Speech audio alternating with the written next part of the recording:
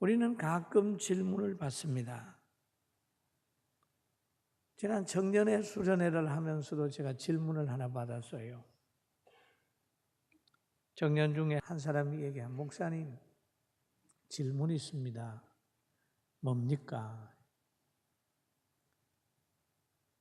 택자가 있고 불택자가 있습니까? 예, 있습니다. 어떻게 압니까? 나도 모릅니다.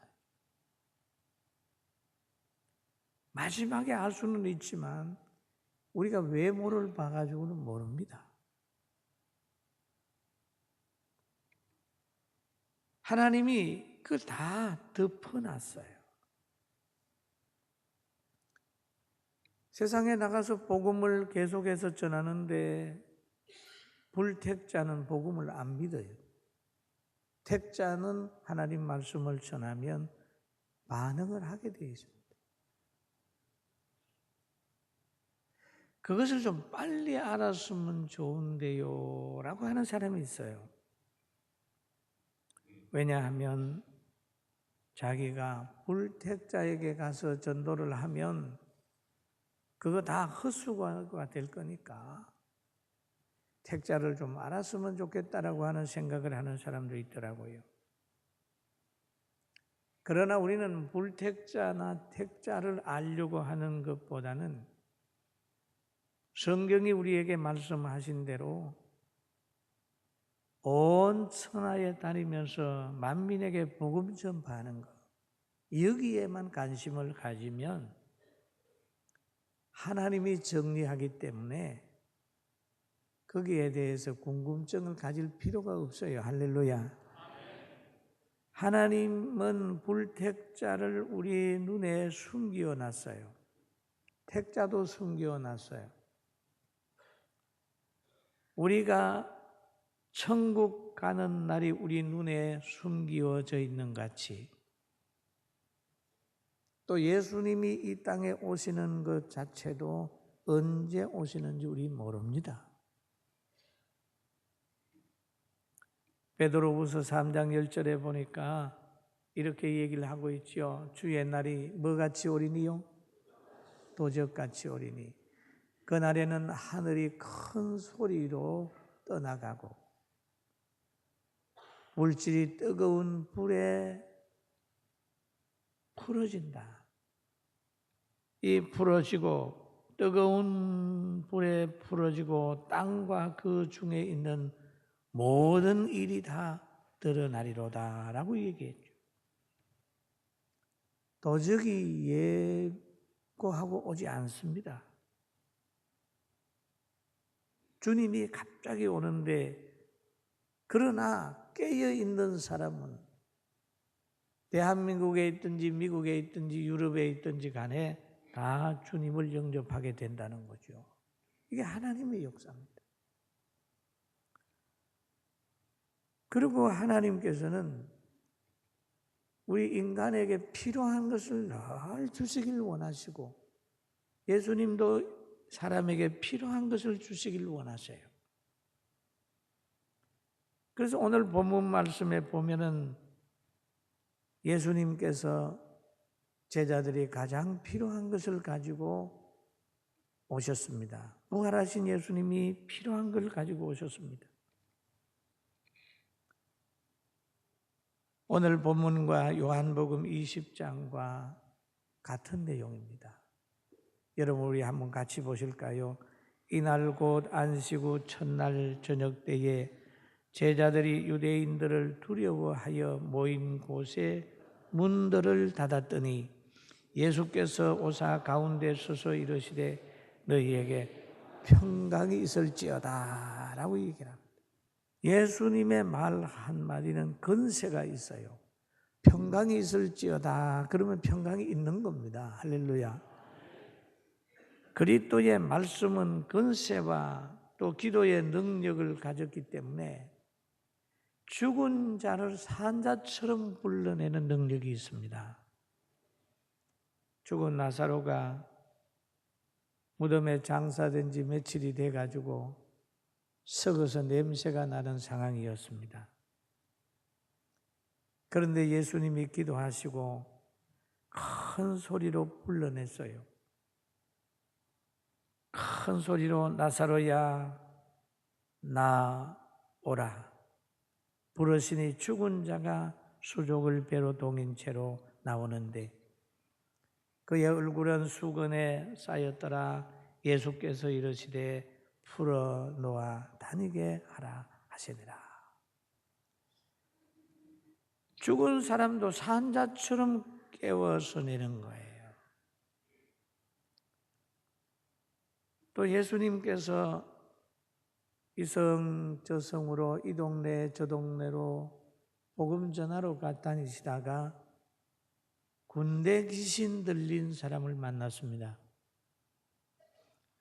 근데 이 군대 귀신 들린 이 사람을 아무도 제압할 수가 없어요. 너무 악하고 힘이 세기 때문에 쇠고랑으로도 채울 수가 없는 거예요. 그럴 때 예수님께서 말씀하시기를 귀신아 나가라. 나가라. 그렇게 되니까 그 귀신이 나가버렸습니다. 여기에 보니까 더러운 귀신아 그 사람에게서 나오라. 항상 귀신에게는 악함이란 말과 더러움이라고 하는 말이 붙어 있어요. 그래서 귀신이 나가서 저 돼지 농장의 돼지들에게 들어가 버렸습니다. 그러니까 돼지니 귀신이 들려가지고 돼지가 다 바다에 들어가 빠져 죽어버렸습니다. 그리고 사람은 온전하게 됐습니다. 주님의 말씀은 죽은 사람 보고 나오라고 그러니까 나왔고 귀신 들린 사람 보고도 명령하니까 귀신이 나갔습니다. 오늘 유대인들을 두려워하여 지금 문을 꼭 닫고 있는 그들을 향하여 하신 말씀이 너희에게 평강이 있을지어다 라고 했다면 그들에게도 가슴 속에 마음 속에 평강이 임하게 된 줄로 믿습니다. 평강이 있을지어다. 우리에게도 지금 예수 믿고 난 후에 평강이 있어요. 그리고 예수님 또 말씀하시기를 그들을 향하여 제자들을 향하여 그 말이지요. 숨을 내쉬며 이르시되 성령을 받아라. 너희가 누구의 죄든지 사하면 사해질 것이요 누구의 죄든지 그대로 두면 그대로 있으리라 하시니라 라고 했습니다. 그리고 이 성령께서는 그 안에는 9가지 성품이 있습니다. 성령의 열매라고 얘기를 하지요. 오직 성령의 열매는 뭐라고 그랬지요? 사랑과 그 다음에요 희락과 화평과 오래 참음과 자비와 양선과 충성과 온유와 절제니 이 같은 것을 금지할 법이 없느니라 라고 말씀하셨어요. 그리고 성령에는 사역의 능력이 있습니다.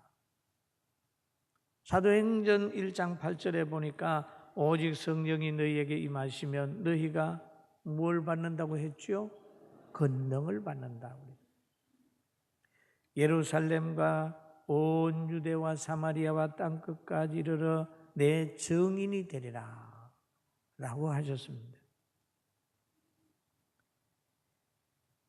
여기에 보면은 하나님이 성령을 받으라, 예수님이 성령을 받으라 말씀하셨잖아요. 받으라고 했으면 받아야 될 거 아니겠어요?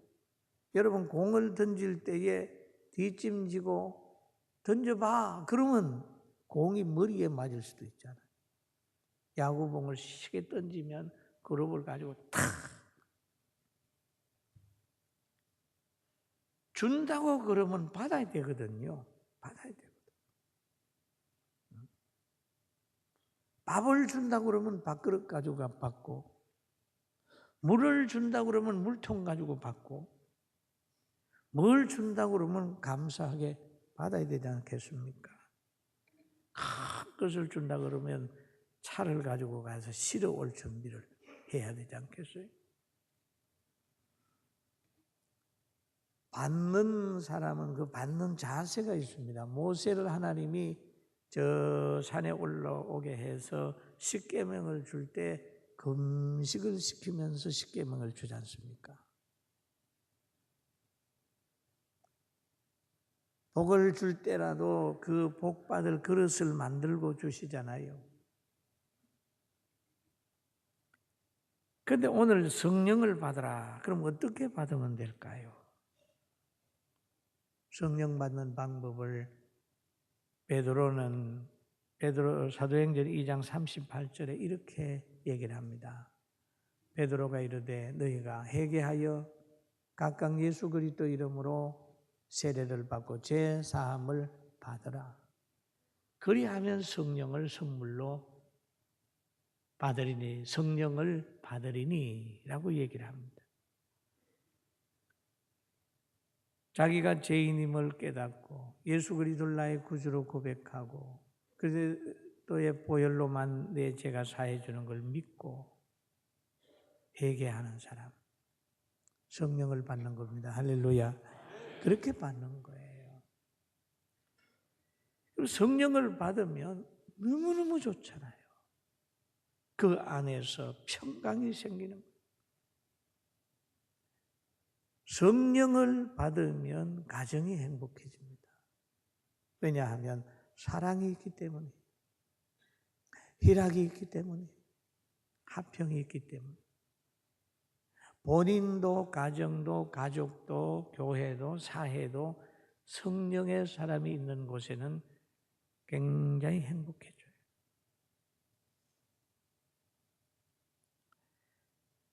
그런데 부활하신 예수님이 오셔가지고 이제 성령을 받으라고 말씀을 하니까 거기에 있는 이들이 무서워했다고 그랬어요. 누가복음 24장 37절에 보니까 그들이 놀라고 무서워하여 그 보는 것을 영으로 생각하는지라 그랬습니다.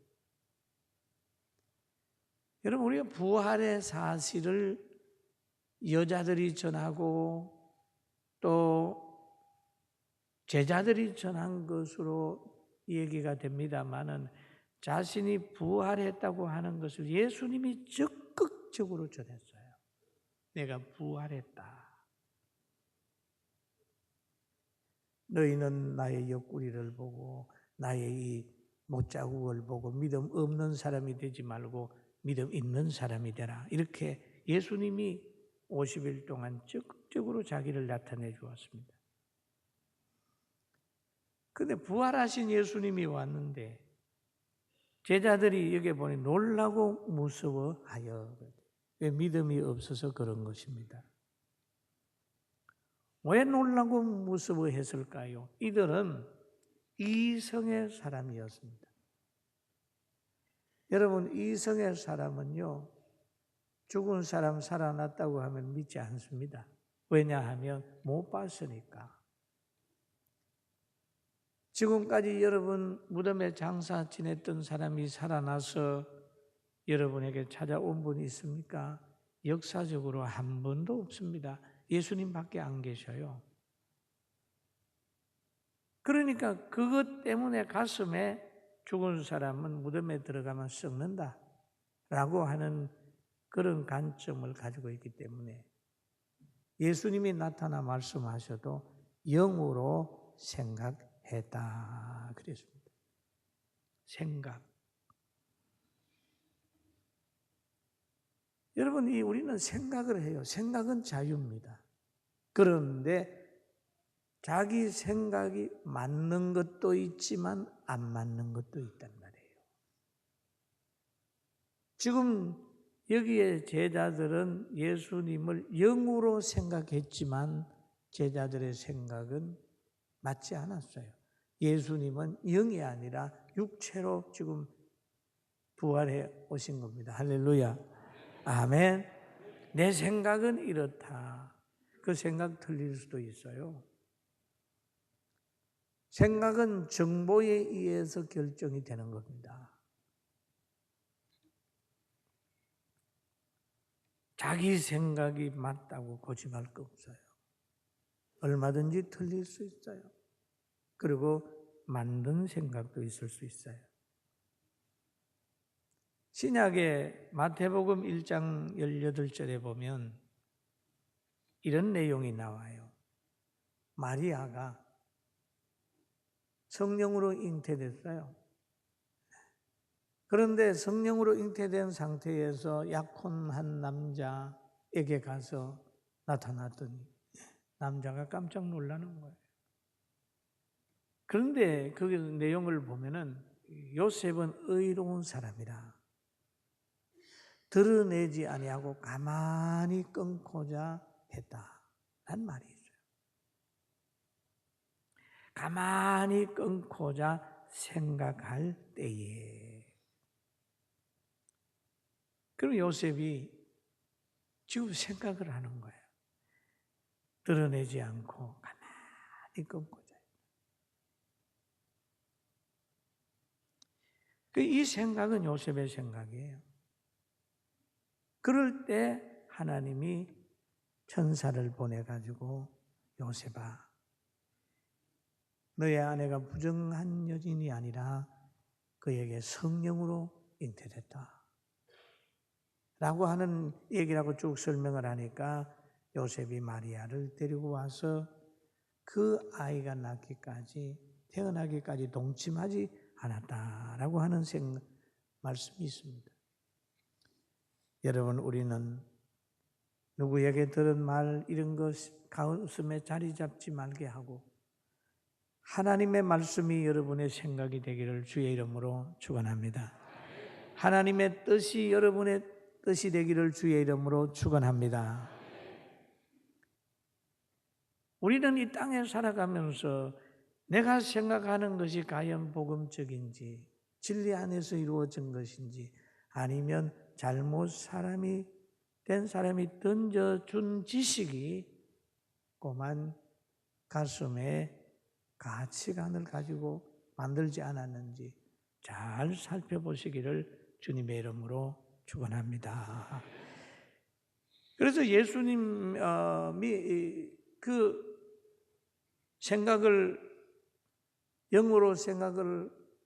예수님을 보고 영으로 생각하는 이들에게 그런 얘기를 하잖아요.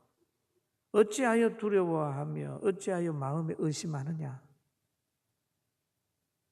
믿음 없는 사람은 항상 두려움이 따라오게 되는 거예요. 그런데 인간이 살아가는 이 모든 세상은 두려움의 늪입니다.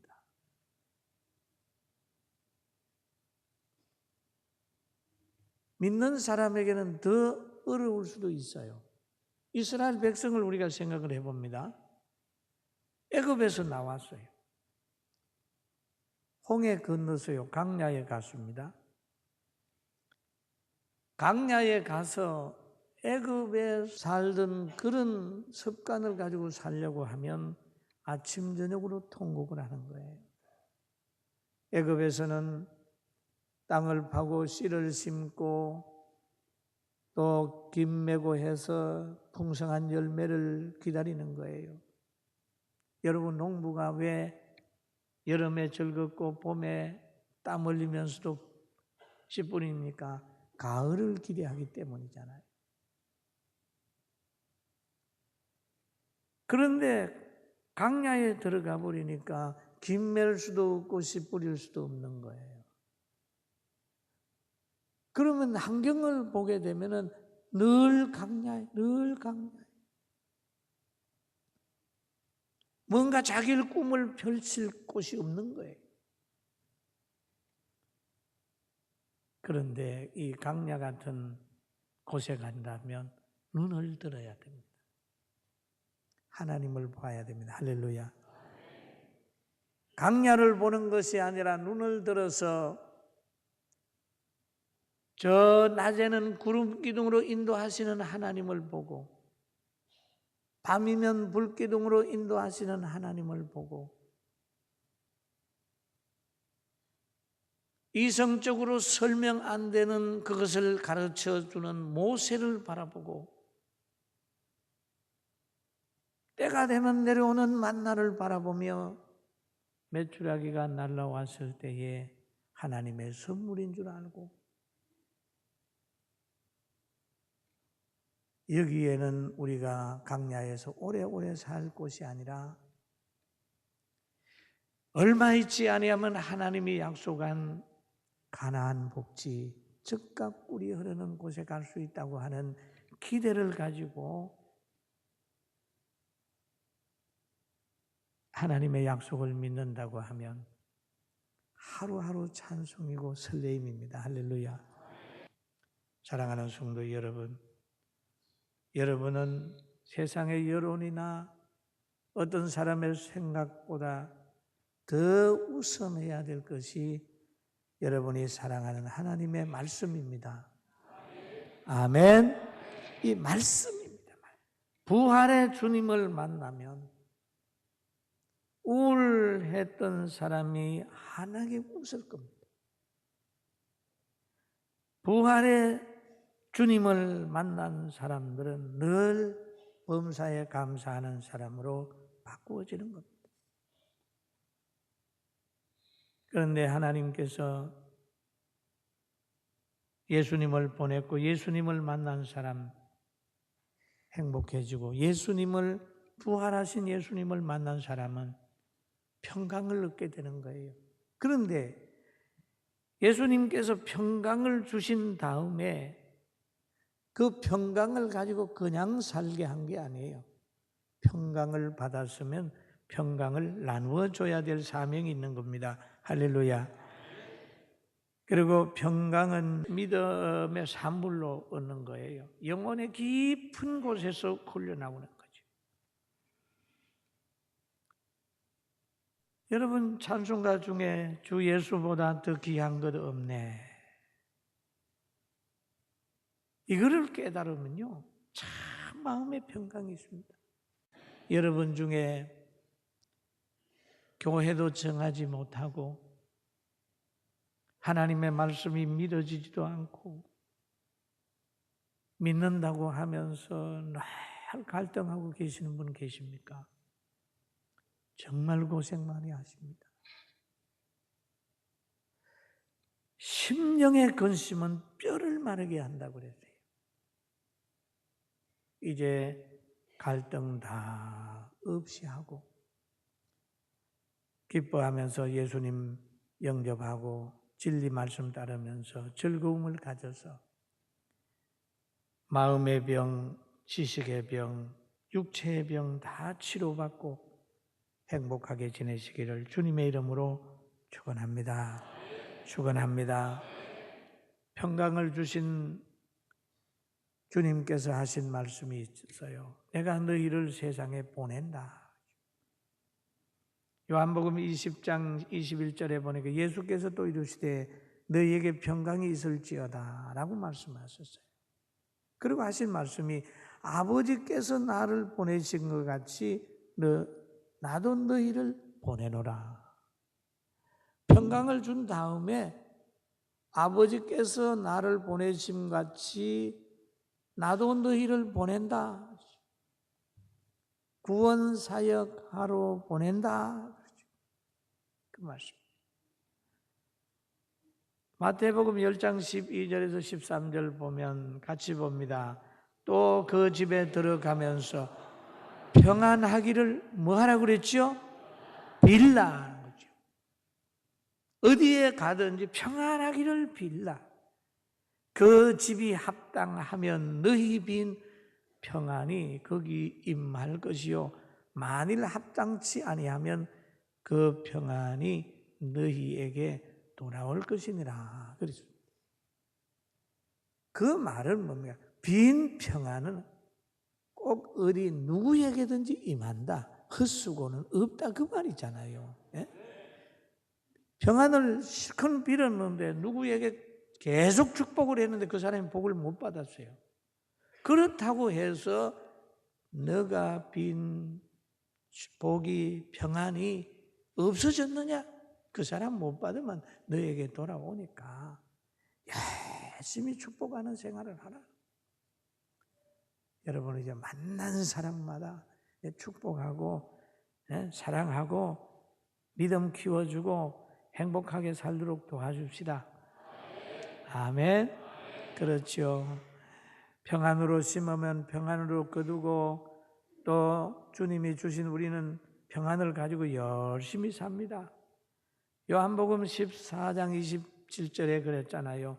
평안을 너희에게 뭐라고 그랬죠? 끼치노니 곧 나의 평안을 너희에게 주노라. 내가 너희에게 주는 것은 세상이 주는 것 같지 아니하니라. 너희는 마음에 근심하지 말고 두려워하지도 말라. 아멘. 그렇잖아요. 나의 평안을 너희에게 주노라. 예수님이 가진 평안은요, 예루살렘에서도 계셨고 십자가 지면서도 제일 마지막에 고통 속에 계시면서도 다 이루었다 라고 하는 그런 말씀을 하셨습니다. 여러분, 오늘부터 예수님 안에서 평강을 가지고 평안을 가지고 살게 되길 주의 이름으로 축원합니다. 그래서 에베소서 4장 3절에 보면 평안에 매는 줄로 성령에 하나 되게 하신 것을 힘써 지키라. 평안에 매는 줄로 성령에 하나 되게 하신 것을 사랑으로 하나 되고 희락으로 하나 되고 화평으로 하나 되고 온유로 하나 되고 절제로 하나 되고 충성으로 하나 된 것, 이것을 잘 지켜라. 그런 말씀이죠.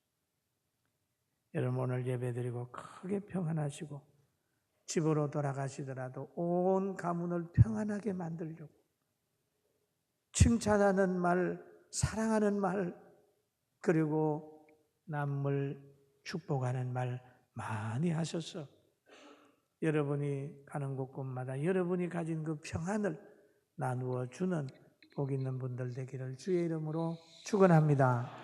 기도하겠습니다.